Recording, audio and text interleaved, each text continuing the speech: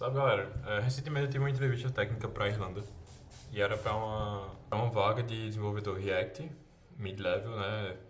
Salário 2.500 euros, mid-level. Pra Irlanda não é tão alto, mas pra mim tá ótimo. Eu tive uma entrevista técnica que era envolvendo algoritmos. Foram 9 questões fechadas e uma questão aberta. As 9 eu acertei de JavaScript e quando eu vi faltava muito pouco tempo para resolver a última. E eu tive dificuldade na parte de eu sabia o que tinha que fazer, porém eu não estava sabendo a sintaxe direito. E, cara, nos dias de hoje, vocês sabem que a gente prioriza muito, além de teoria, a gente não prioriza tanto a sintaxe, porque a gente só pensa e a IA faz. Então, galera, eu voltei a estudar mais o JavaScript puro para poder realmente o desempenho não depender de IA, né? Porque o código em si, eu não podia usar IA de jeito nenhum. O que era estranho porque várias empresas, elas permitem usar IA, elas só querem que você mostre o seu pensamento, como eu tive uma para os Estados Unidos que eu passei, trabalhei lá 3 meses, que era para consumir uma API no front, mas era com Vue, e eles queriam o quê? Que eu usasse TypeScript, que assim que eu carregasse, eu consumisse a API e quando eu carregasse, eu conseguisse persistir os dados, né?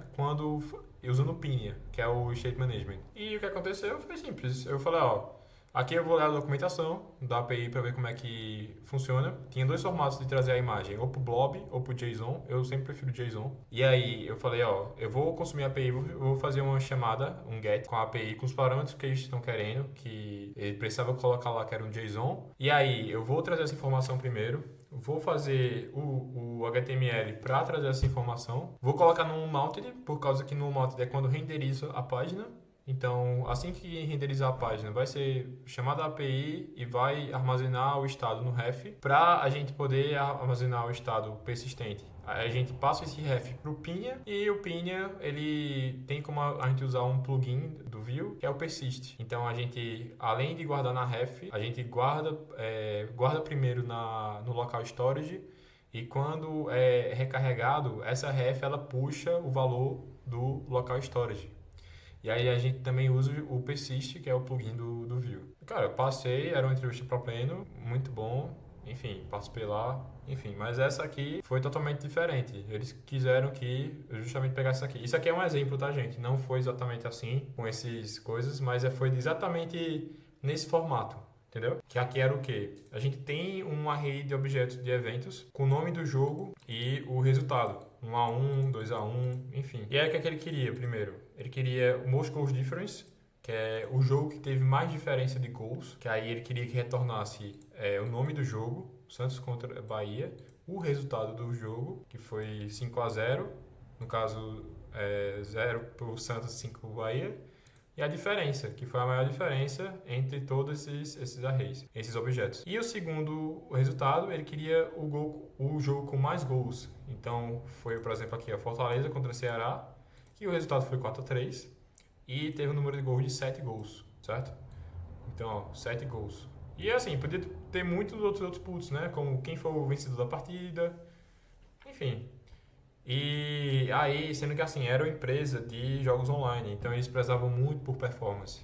E eu não sei se vocês sabem, mas você dá um early return, você ganha muito tempo de performance, por causa que a sua função era para a execução ali. Então, ele queria que o seguinte, quando os jogos que fossem empatados acontecessem, ele queria que eita, quando acontecia isso aqui, ó, de um jogo ser empatado, ele queria que excluísse esse jogo. Não tinha por que fazer isso, certo? Tanto é que, por exemplo, aqui é o Cruzeiro contra o Atlético Mineiro. 2-2. Ele não queria que trouxesse esse jogo na nossa conta. Entendeu? Então, vamos lá. Eu vou mostrar a resolução, exatamente como a forma de pensar. A minha forma de pensar foi a mesma, mas a forma de aplicar que foi diferente. Mas vocês veem aqui. Primeiro a gente faz ou um map, porque a gente tem uma rede de objeto, então a gente vai percorrer por cada um, ou um reduce, para a gente poder acumular um resultado. No caso, a gente acumularia dois resultados, né? Seria o most goals e o most goal difference, de acordo com as condicionais. Por exemplo, um resultado for maior que o outro, ou o número de diferença de gols for maior que o outro, e aí a gente acumula, né? Por causa que no, no reduce a gente tem assim, ó. Tipo, reduce. Não quero o reduce. Não tô usando nada de A, assim, pra autocomplete, tá? Isso aqui eu não sei nem o que aconteceu. A gente tem o ACC e o value, né? O primeiro argumento é o que acumula e o value é o valor que está percorrendo. E se a gente quiser, que na real a sintaxe é assim, ó, gente. Aí tem ainda um outro parâmetro, que aqui é tipo, em que número começa, porque às vezes você pode ter você quer um S que volta um exemplo, já começa em 2, entendeu? Mas assim, pro padrão é 0. Você não precisa colocar 0 porque aqui pro padrão é 0. É só se você quiser começar aqui, esse número que acumula os resultados, ele volta alguma coisa. E também, você pode, por exemplo, se você fizer isso aqui, s.mostgames, e depois der um retorno nisso, mostgames, ele consegue retornar, tá? Porque você está declarando uma variável aqui, que é meio que fica como um objeto. Mas enfim, não é reduce que eu vou usar. Eu vou usar um for each, né, para processar os dados, por causa que, para a questão de execução, é muito melhor o for, por causa que um map e um reduce, normalmente eles tendem a voltar um novo array. E, cara, array é um espaço na memória. Então, se você está alocando mais espaço na memória, você está desperdiçando mais tempo. E principalmente se for uma coisa muito grande, né? Mas, enfim, aqui a gente cria a função calculate events, eu vou chamar, para calcular os eventos, deixar descritivo. Mas é com arrow function aqui, que é a mesma coisa de escrever isso, tá? Function, calculate events. Mesma coisa de fazer isso aqui, tá, gente? Porque o arrow function é justamente para já fazer o retorno. Mesmo assim, eu coloco o retorno aqui. Mas enfim, é uma forma mais legível de escrever, entendeu? Beleza. A primeira parte, o que eu quero receber aqui nessa função? Porque eu vou deixar ela aqui, ó. Calculate events, que eu vou receber o parâmetro de events, que é isso aqui. Então eu coloco aqui events como parâmetro, como argumento. Eu já vou fazer aqui o seguinte, ó, se event não existir, eu já vou dar um return aqui. Se por acaso ele mandar um event e não tiver nada, entendeu? Que na real, o melhor mesmo é fazer assim. Se o event não for um array is array, porque um array, assim, o typeof não tem como usar o typeof, porque o typeof, um array sempre vai ser um objeto, entendeu? Tipo, o type do array é um objeto. Ó, pra você ter uma noção aqui, ó. Const array, aí se você botar um console log aqui, typeof, ops, deixa eu, não vou executar isso aqui não. Pronto, aí, tá vendo? Um tipo de um array é um objeto, então sempre vai dar um objeto. E a gente não quer um objeto, a gente quer literalmente um array. Certo, aí voltando aqui. Então a gente precisa verificar se, como isArray é uma função, a gente verifica aqui os parâmetros que seria os eventos. Pronto, primeira parte meio concluída, se não for nenhum evento válido, a gente para, certo? E aí eu vou criar duas variáveis que são retornadas, por causa que a gente precisa armazenar o que a gente precisa, né? No caso, o jogo com maior número de diferença de gols e o jogo com com mais gols, certo? Então, o que é que a gente faz? A gente vai criar duas constantes, duas lets que são variáveis. Elas só existem dentro da função, tá? Porque se eu colocar aqui dentro, ela não vai ser chamada, porque o escopo de let e const são blocked, são bloqueados, então é só dentro da função, entendeu? No caso, se fosse uma var, aí dava pra chamar, mas como não é, não dá.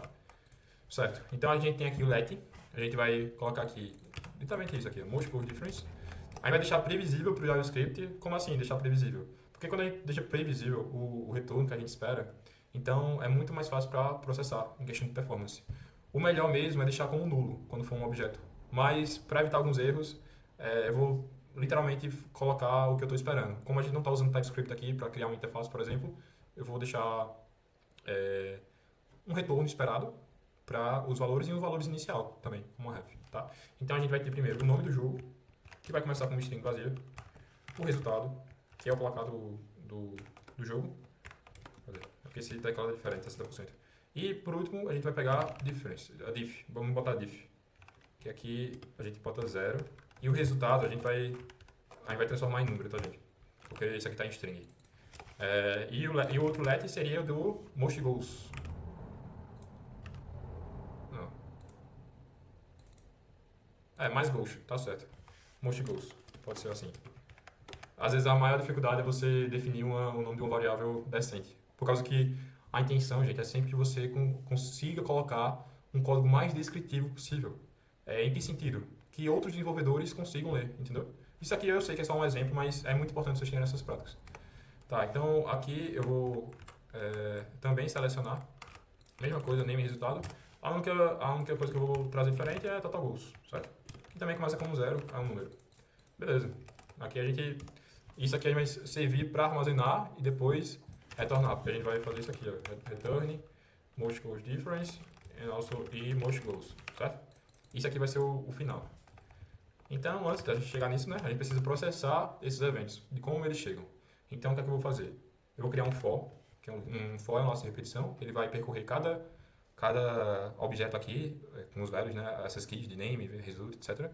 Então, eu coloco for event of events, que significa que eu vou criar aqui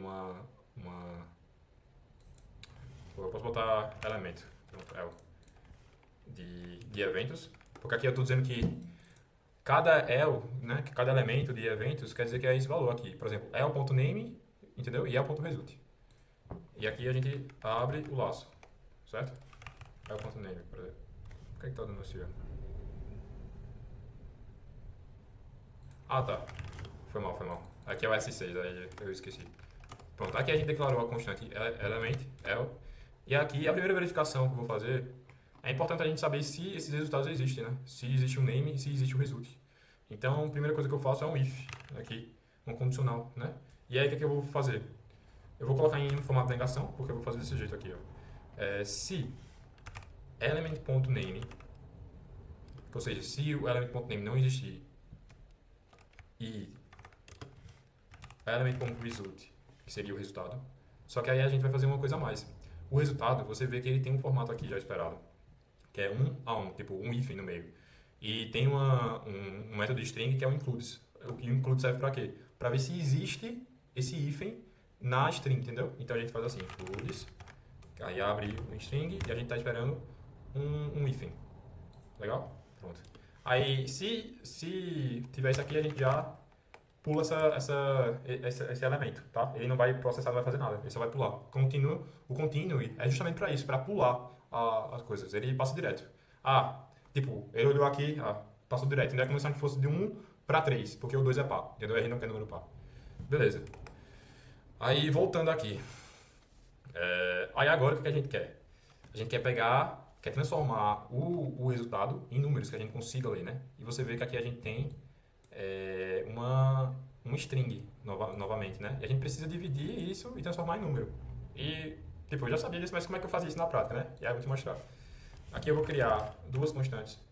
A gente deixa em array, porque é como se fosse o index 0 e o index 1, que já vai ser automaticamente atribuído. Então a gente coloca home, que seria o da casa, e visitor, que seria o visitante. Que ele vai esperar o quê? Ele vai o el.result, ponto split. Por que o split? Porque o split ele transforma uma string em um array de strings, entendeu? E aí a gente vai dividir por aqui. Então ele vai no array.split, a gente vai pegar o hífen. Então quando a gente coloca o hífen, o result ele torna-se isso aqui. O result ele transforma-se em duas strings assim, ó. No caso, vou botar aqui o primeiro. 1, entendeu? Por que isso? Porque antes do hífen tem 1 e depois do hífen tem 1. Mesma coisa se tivesse um espaço aqui, entendeu? Ou um a 1.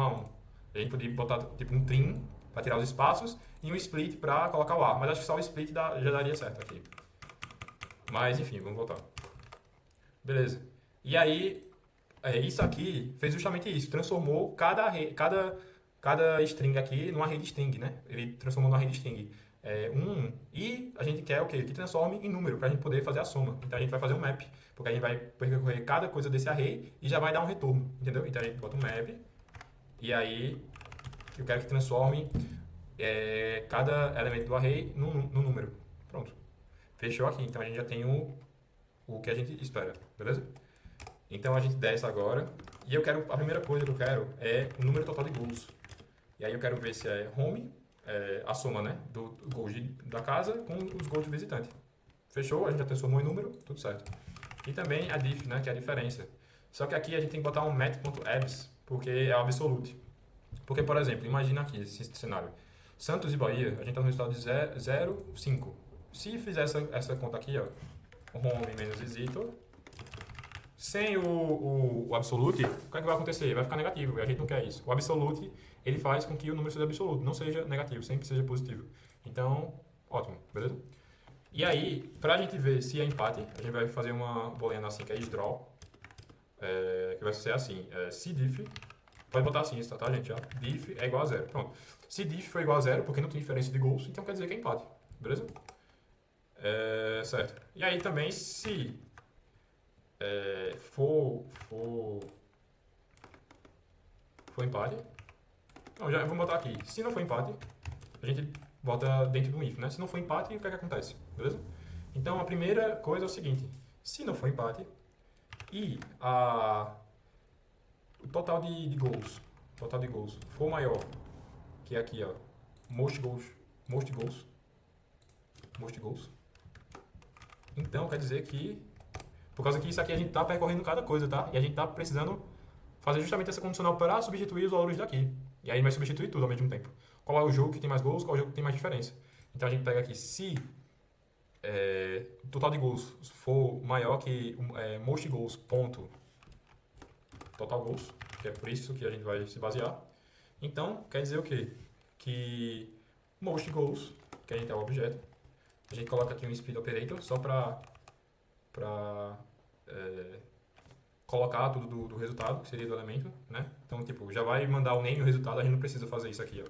Name é o ponto name, tá? Não precisa fazer isso. A única coisa que a gente quer é o total goals. Então a gente só mete total goals aqui. Ah, por que não precisa fazer isso aqui? Porque fica redundante. E o ECMAScript mais novo, ele já entende que total goals é igual a total goals, beleza? Ele define total goals como total goals. Beleza. Aí aqui, ele substitui quando é o número maior de goals. E a segunda maneira é o quê? Quando a diferença for maior que most goals difference, galera, se vocês tiverem uma de variável melhor, enfim, mas é só critério de, enfim, de entendimento, né? Se a diferença de gols atual for maior que a diferença de gols que já está armazenado, então quer dizer que most goals difference recebe novamente o objeto, né, o elemento, e o diff vai ser igual a diff. Pronto. Beleza, deixa eu ver se falta mais alguma coisa.